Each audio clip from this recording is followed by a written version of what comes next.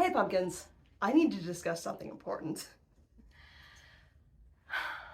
Where to begin? So this is my channel, and I talk about things that are important to me. I talk about tarot, I talk about magic, I talk about spirituality, I talk about my own journey, and I talk about history. These are things that are important to me and things that I'm passionate about, and luckily I have this little corner of the internet where I can do and say whatever I want, right?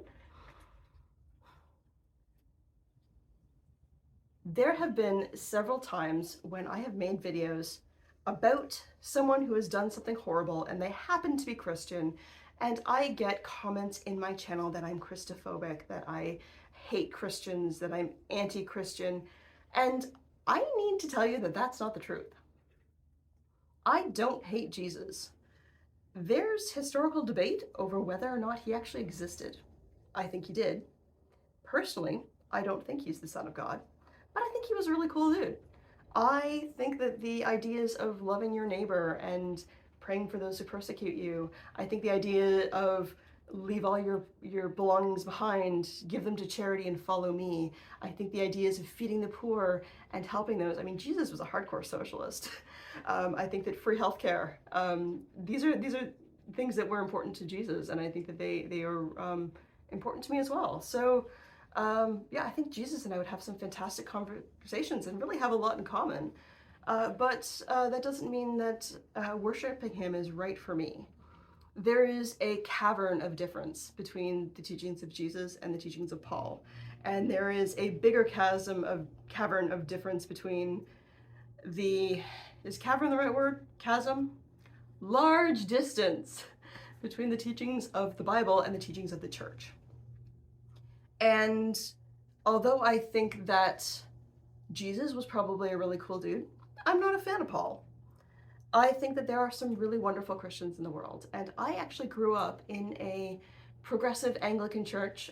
People in America would say Episcopalian because of the history between the US and England, but I have really fond memories of going to church with my grandmother, and little me sitting in this big, yeah, I was little at one point, this big cathedral. It wasn't a cathedral, it was a church, but big building. It was beautiful, and these large stained glass windows, and I remember the sense of beauty and awe that I felt at the hymns. Our minister, Reverend Bruce, really great guy.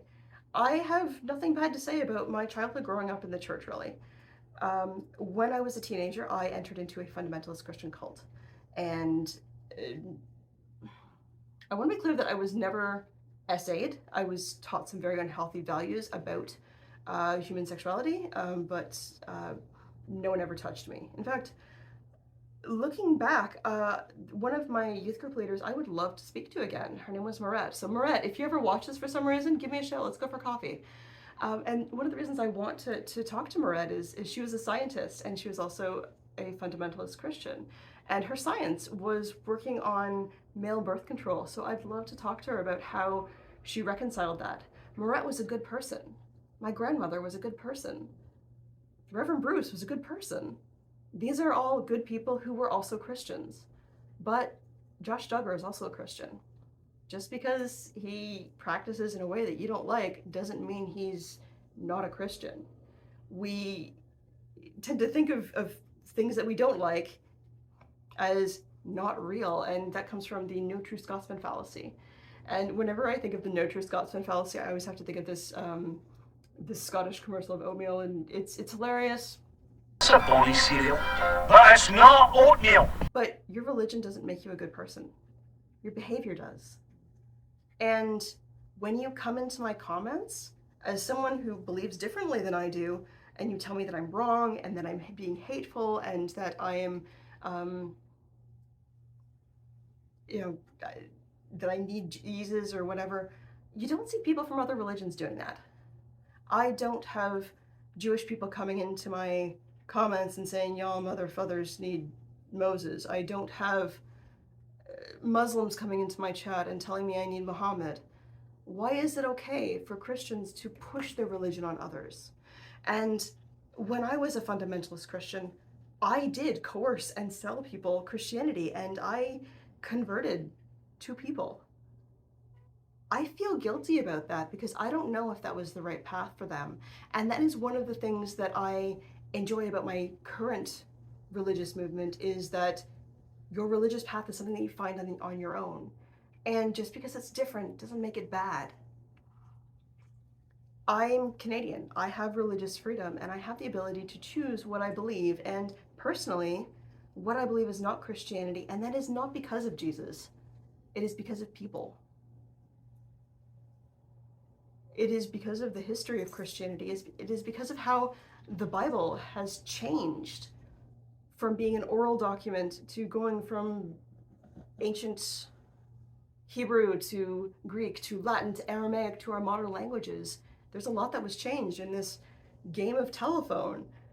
There were also a lot of verses that were put in by powerful men who had their own agenda.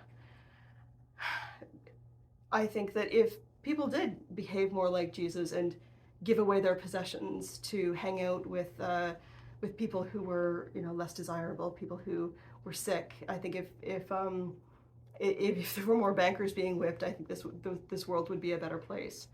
But that doesn't mean that I think that Christianity is right for me. There are a lot of pieces of the Bible that I don't agree with.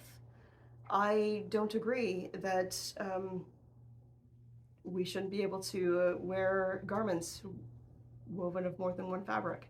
And because Christianity is a religion of dualism, you either accept all of it or you accept none of it.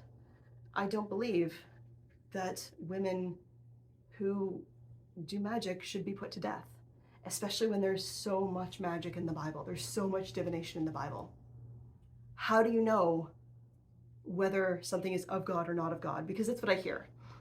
When I say, like, how do you know that my gift of tarot isn't from God? They're like, well, it's not from God, it must be from the devil. No. How do you know? You know something is of God because of the fruit of the Spirit. And if you've ever had a private reading from me, you have the fruit of the Spirit. I don't know them offhand right now. It's been a while since I was immersed in the Bible 24/7.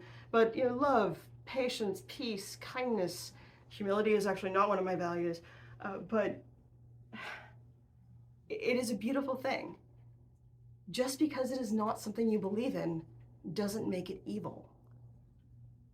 So I really need for you to take a step back and maybe practice your own doctrine, because it is not your religion that is making you a bad person. It is your behavior. When I was 14, I used the 3-letter F word to describe Freddie Mercury. That was not okay. I know now as an adult that using that word towards another person, a gay man, not okay in any way. But yet Christianity taught me that that was okay. In fact, in the church I went to, I would have been told to bring my gay friend to a pastor to be exorcised, that he was possessed by a demon because he was attracted to men. And that ended up being the seed of what drew me away from Christianity, was because I had gay friends and I still thought they were good people. I developed a sleeping disorder because I was afraid to sin in my sleep, because once I had a dream about a woman as a teenager. Like, Christian doctrine has done harm, and I think that it is important to recognize that and to not whitewash that. Purity culture has done harm.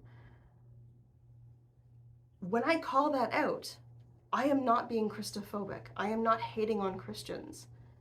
I'm having a discussion and bringing something to light that needs to be discussed. And it's one of the reasons why I don't think our laws should be based on the Bible. Because if that was true, someone would be stoned for kissing someone before marriage. Someone would be, you're not allowed to sit in the same seat after one who'd menstruated had sat in that seat. You're not allowed to wear fabrics woven of more than one garments woven of more than one fabric. So if you wore a linen cotton blend, you could be stoned to death, because the wage of sin is death. I don't believe that these are laws. I mean, we have the 10 Commandments, but of course stealing is wrong. Of course killing is wrong. But disrespecting my parents? Sometimes I need it. Coveting? Should coveting be against the law? No, I'm allowed my emotions. If I, covet something, that's my business. But a law is based on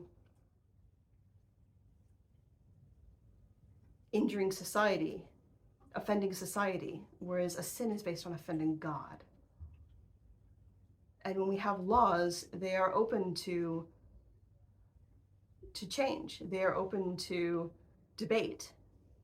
And I think that's important because there are some laws that don't need to be in place. 10 years before I was born, I wouldn't have been able to open up my own bank account. That was a law that was based on patriarchy that came from the Bible. But as our society progressed, we changed that law, and now not only can I open a bank account, I can drive a car, I can own a house, I can vote. These are things that if we had a biblical society, I would not be able to do. Again, I'm not trying to crap on Christianity, I'm not trying to crap on Jesus. I want to have a discussion about things that are maybe not so positive about religion. I want to encourage people to think about why they believe what they believe and to become better people. And that is not always through religion. So before you type a comment in my comment box telling me how hateful I am and calling out a woman who has lied, who has crawled on the backs of others, who has, sold animals to the feed mill, who's, disowned their own children for being gay. Instead of trashing me for calling out a terrible person and saying that I'm hating Christianity, why don't you ask yourself, what would Jesus do?